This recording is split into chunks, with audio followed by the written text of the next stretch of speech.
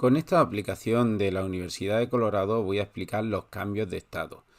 Es decir, si yo, por ejemplo, el cambio de estado podéis ver un enfriamiento de este gas, que es agua. Si yo enfrío este agua, poco a poco las moléculas van a pasar de estado gaseoso, que ya sabéis que es un estado en el que las moléculas ocupan el volumen del recipiente que estáis viendo que lo contiene, pasan a estado líquido. Aquí ya, como sabéis, el agua, los cambios de estado están entre 0 y 100.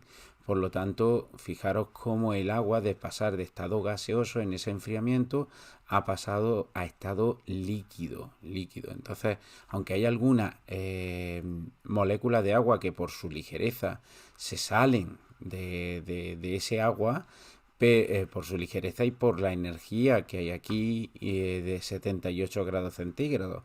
Que quieras que no, estos golpes hacen que algunas moléculas se vayan en forma de vapor antes de, por así decirlo, el cambio de estado, ¿no? Entonces yo sigo enfriando y fijaros lo que pasa.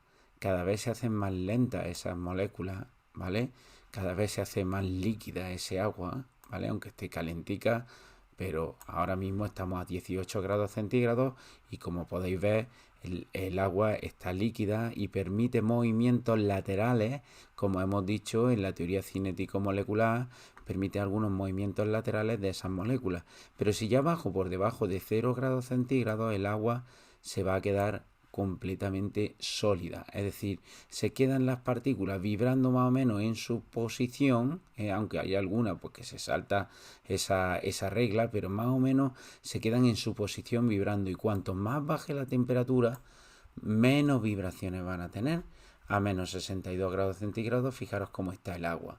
Es decir, se forma estado hielo y las moléculas nunca, según la teoría cinética molecular, ya sabéis que las moléculas nunca están paradas, siempre tienen una cierta energía de vibración sobre su posición, como está sucediendo en este caso del agua.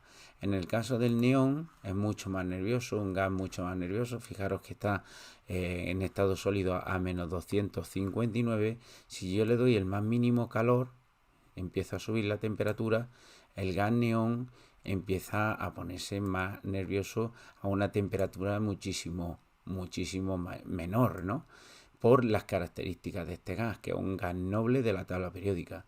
Y como podéis ver, rápidamente en temperaturas bajo cero, a menos 231 grados centígrados, que eso es, bueno, no se le puede llamar frío, es casi en estado de congelación absoluto, pero este gas tiene una alta volatilidad, ¿vale? Entonces, si nosotros llegamos y le damos ahí temperatura a ese neón, el neón continuamente pues va a estar cada vez más nervioso, y ya pues evidentemente a esta temperatura, que sigue estando frío, sigue siendo bastante frío, como podéis ver, el neón es súper volátil.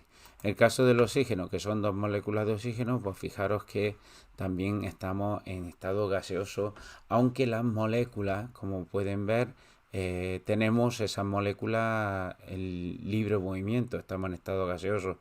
Si yo paso a enfriarlo, el oxígeno va a pasar a oxígeno líquido para luego formar partes, como pueden ver, que son sólidas. El oxígeno se queda en estado sólido, pero nunca pierde su naturaleza de dos átomos de oxígeno. El oxígeno, como sabéis, es un gas diatómico que tiene dos átomos. Y eso es simplemente que quedaros muy bien con el cambio de estado, como las vibraciones nunca paran en el sólido. Luego, cuando pasa a estado líquido, se permiten movimientos, por así decirlo, laterales, y cuando pasa ya al estado gaseoso, los movimientos son libres.